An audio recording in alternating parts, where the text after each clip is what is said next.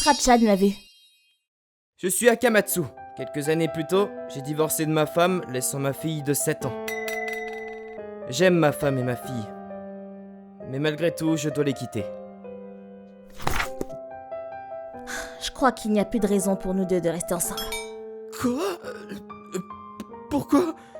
T'es toujours occupé par ton travail. Tu ne t'occupes ni des corvées ni de ta fille. Et maintenant tu veux qu'on parte au Vietnam avec toi? C'est une plaisanterie! Elle avait 100% raison. Dans mon département, il est naturel de partir en voyage d'affaires, donc je n'étais pas souvent à la maison. Je n'avais pas de temps accordé à ma fille. Ma femme s'agaçait de voir que je ne faisais pas correctement les tâches ménagères, C'est encore sage! donc elle finissait par les faire. J'étais juste bon à ramener de l'argent. Ah, pousse-toi! Et pourtant, les revenus de ma femme étaient quand même plus élevés que les miens. Je veux qu'on en finisse vite. Donc pas besoin d'argent pour l'école. J'ai assez économisé pour élever Yuri seul. Si tu décides de ne pas être à la maison, je veux être libre. Ok. Il n'y a rien d'autre à faire alors. Donc j'ai accepté de divorcer. Et puis je suis allé au Vietnam seul. Et voilà! Oh, super! Wow, c'est fou! Il a l'air fameux! Fameux, c'est dur à dire. C'est quoi cette blague nulle? C'était vraiment nul, papa!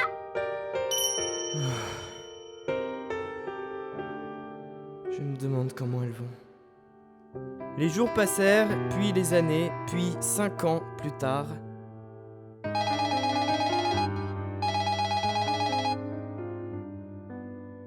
Hé Akamatsu, tu reviens au Japon.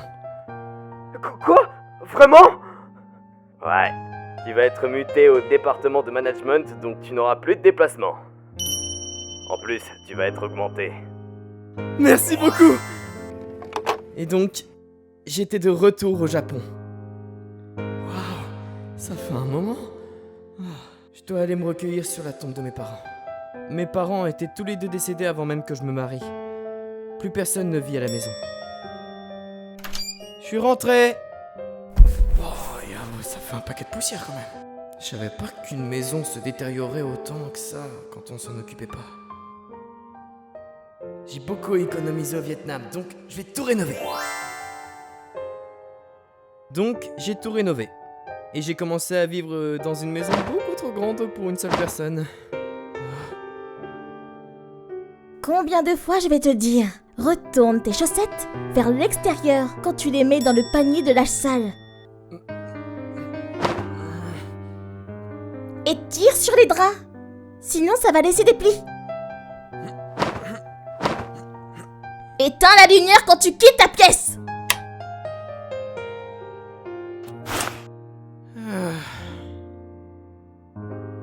Papa, tu veux jouer avec moi?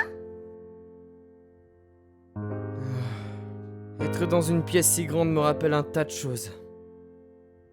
Je vais allumer la télé. Je me sentais seul et nostalgique. À la télé, il y avait un reportage sur la fin du travail avec contrat. Nous allons à présent diffuser l'interview de Mademoiselle A qui a vu son contrat se terminer il y a 3 mois. Il se débarrasse des employés sous contrat? Mais jusqu'où ira la récession? Mademoiselle A a divorcé de son mari il y a 5 ans et vit seule avec sa fille. Mademoiselle A, que ressentez-vous? J'ai été égoïste à divorcer de mon mari il y a 5 ans. Je regrette d'avoir pu penser que je pouvais être indépendante. Il y a 5 ans? Mon CDI s'est terminé 1 an après que mon mari m'ait quitté. Je suis devenue employée sous contrat après ça. Je vois le fait de me faire licencier comme une punition pour avoir quitté mon mari. Je ne peux pas donner à ma fille l'éducation qu'elle mérite. C'est mon plus gros regret.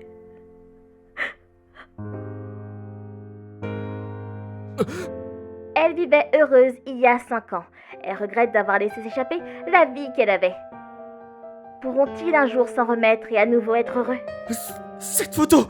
La photo qui était utilisée pour le programme était floutée, mais C'était sans aucun doute une photo de notre famille. Si je pouvais, je voudrais m'excuser auprès de mon mari. Mais je ne me mérite même pas. Je dois m'en sortir seule. Yuzuria.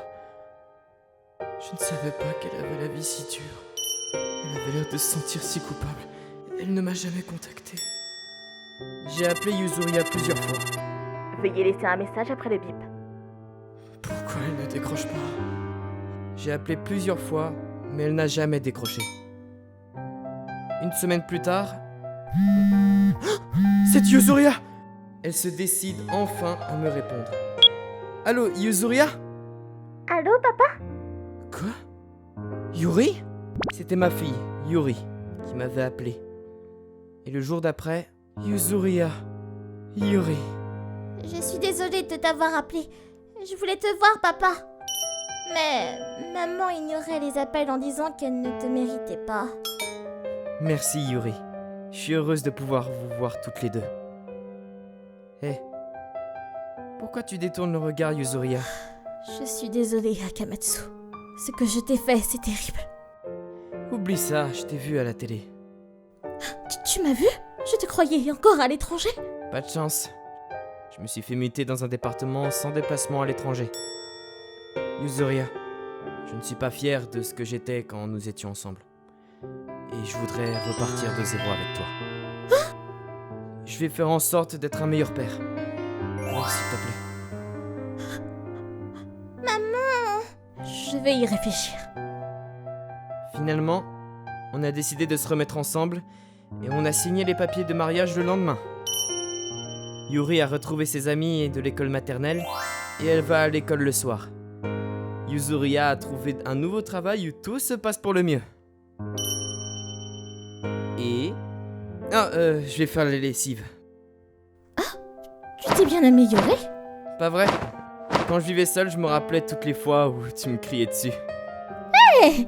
Ne me dis pas que tu te rappelles que des mauvais moments! Eh si! Après avoir été séparés pendant 5 ans, on comprenait l'un comme l'autre l'importance de la famille. Yuri, allons à Souriland la semaine prochaine. Vraiment? Ouais! J'ai passé un sale moment à Yuri.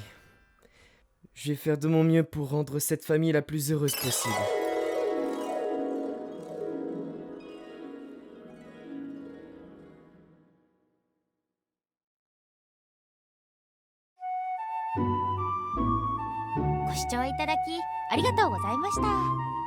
離れてみてようやく家族の温かさがわかるってことですね。